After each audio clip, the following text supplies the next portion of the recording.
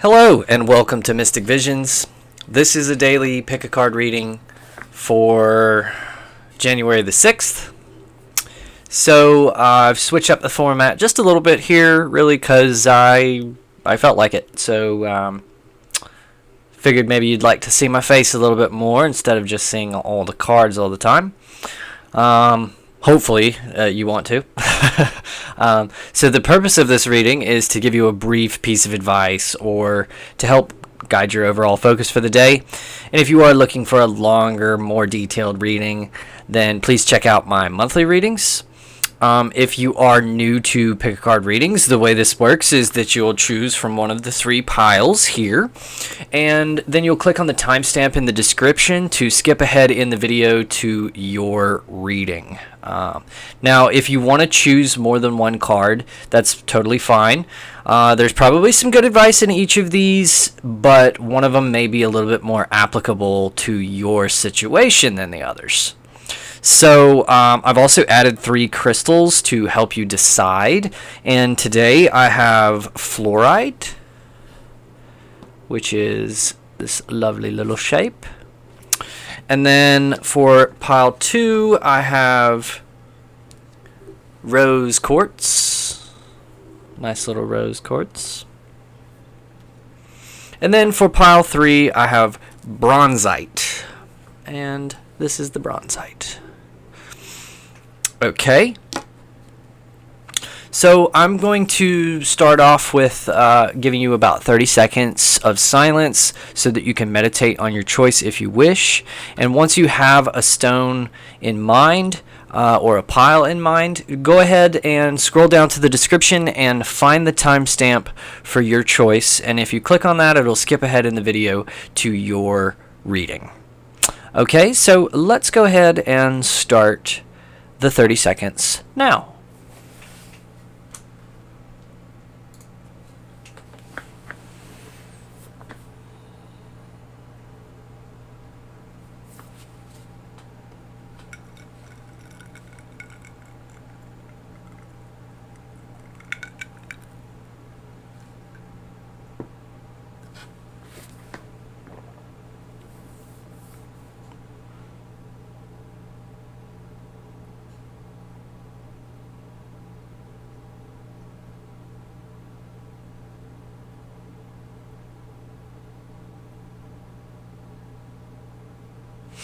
So full disclosure, I think we went a little long there because I may have forgotten when I started. Okay, so let's go ahead, and if you have not already done so, please go ahead and make your choice and then scroll down to the description to find the timestamp for your choice so you can skip ahead in the video. So let's start off with pile number 1. If you chose the fluorite, you have... And I'm going to move these up here so that you can see the cards in your reading a little bit here. Okay, so you have the Justice card. And this means that there is an attitude of, justice has a lot to do with logic, and it can also mean law and fairness and those types of things. So this is the situation that you're finding yourself in today, where there is it's heavy on your mind, right? So you're seeking justice, you're thinking about justice, or you have recently been involved in a situation, possibly a court situation or something with the law or something like that, where justice is on your mind, or you may just be kind of wanting to get what you deserve or get what's owed to you. You're seeking out that sort of fair outcome, right? Now, what you have crossing you is the artist, or this challenging, influencing. Now, the artist is not in the original 78 cards of the Rider-Waite deck. This is a card that is specific to this deck. But the artist has a sort of he has a looser hold on reality around him. He's an artist, so he, instead of trying to break the world apart in sort of a scientific way that's very like prickly and everything. He's got a softer hold on the world, and he tends to kind of see the beauty in things. So it could be that your attitude, while it has like this overarching beauty to it, right? It has this great feeling of almost a poetic sense and all that.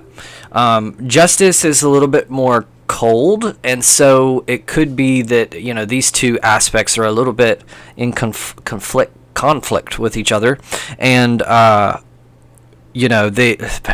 artists and poets, there's the saying starving artist. This comes from the fact that very often people are or artists are not very, I don't want to say success. You can be very successful, but they're not very economically successful. They don't fit in sometimes with the roles of society very well, and that can be because society is a little bit more cynical and cold and doesn't necessarily honor the things of art to the degree that they should be honored. So there can be kind of a little bit of a tension between these two ideas. And if you're experiencing that in yourself, where on the one hand, you're thinking about your art in a, or you're seeking to be an artist or something like that. And these are vague examples, so you have to kind of apply this to your own situation here.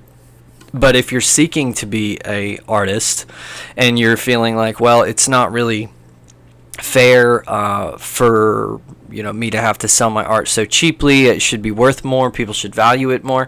Well, you also have to consider that part of justice in this situation, part of the coldness of this situation, is that art is very widely available at Hobby Lobby and these types of places where they sell it for a dime or a dozen. So that can affect the way that people view the valuation of your art. And is it fair? Well, yes and no. Yes, because those things do exist. But no, because your art obviously has greater meaning and purpose and things like that. But really, that's why justice can be kind of like a tough cookie in this situation, because it's not necessarily what's fair to you. It's just kind of the equality of nature, that dog eat dog type of thing, right? And or your advice for the situation here is this Six of Pentacles, and the Six of Pentacles has an energy very concerned with abundance and giving and things like that. So advice being to kind of look at the situation from a perspective of what are you able to give to other people, other than just what you're actually doing. How can you enrich a person's life, or how can you fulfill your greater purpose in life, or basically just have an impact on the world around you, instead of merely just sort of existing, but actually making a mark, that type of thing. And so the Six of Pentacles is asking you very strongly, where do you have an excess that you are able to contribute or give to others, and try to focus on that to help you through this day. All right. Okay, so that's about it for card number 1.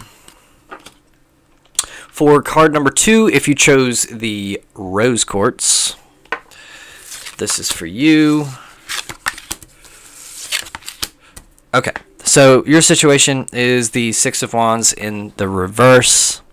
So this kind of indicates a little bit possibly of self-doubt, or you feel like you haven't really accomplished something, or there's something you need to do, something that needs to be accomplished, not done yet, right?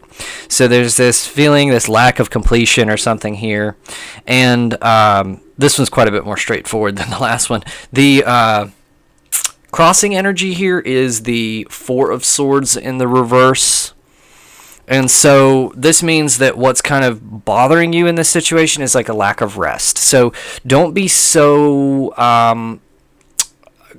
aggressive toward your goals that you forget to take a rest, that you forget to, take some time for yourself. That Four of Swords indicates that a lot of times what's missing from the situation, if you're feeling like it's not quite completed, if you're feeling like you still need to kind of push a little bit harder, sometimes what's missing from that is a little bit of distance and some rest. So if you kind of like pull back a little bit, take some time for yourself, refresh your mind, and give yourself like recharged batteries, so to speak, you come back and you really just kind of finish it up. You knock it out of the park, and all of those difficulties sort of dissolve. So this is definitely not a situation for you to neglect your rest. Okay, so the advice is the Hermit, and this guy is all about self-reflection and introspection and looking within. Some solitude, but not necessarily loneliness, right? So this doesn't have like I wish there was somebody else around me, or I wish that I could be around some friends or something like that. It doesn't have that type of an energy. It's more of like I'm focused and I'm getting some things done. Meditation is a big part of the Hermit's life, but also just sort of buzzing about the house. This is a little bit more of a homebody energy, but in the process, it's like there's a relationship between the external and the internal. So in the process of sort of focusing on yourself and focusing on your home and organizing things and all that stuff, you are also simultaneously organizing your thoughts. You're organizing your mind and making it work a little bit better and cleaner and things like that. So this is a pretty good focus for you here. If you've had to go to work, you got to do what you got to do. But if you have an opportunity to get a little bit more rest and relaxation instead of devoting yourself to too many projects or things like that when you get home, it may be a day to sort of take off on that stuff and to give it a little bit more time, So that's about it for that card, for card number 2. And for card number 3, I have the Bronzite. I'm trying to get it to where you can see it. So this is the Bronzite. Okay. And if you chose it, you have the Six of Swords, the Nine of Wands, and the Ace of Pentacles. Okay. Six of Swords in the reverse. So you're kind of... there's a difficult transition that you need to go through. There's something that you need to do or something you need to change, but you're not feeling it. You're maybe putting it off, procrastinating. Hello. Or basically you're just not looking forward to it, right? So, the unfortunate thing about this is that it's almost inevitable that you have to go through these things when the Six of Swords comes up.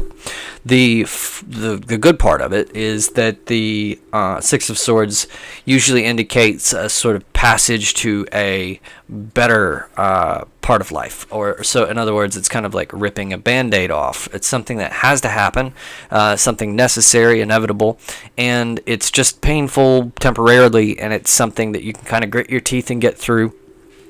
So that's good. But what's crossing or challenging you here is this Nine of Wands. So this can mean that you're maybe a little bit tired of going through some difficult things. You've been through some things and it's kind of hit you hard, and there's a little bit of trepidation. You kind of want to make the path a little easier. You're tired of struggling a little bit. This is to be expected. Anytime you've gone through some difficult trials and tribulations, there's going to be a little bit of reluctance to kind of jump toward the next project, but the idea here, this card is a signal to tap into your inner bravery, and just a little reminder about that is that the way that you overcome fear or trepidation, it's not by focusing on the fear or the object of the fear.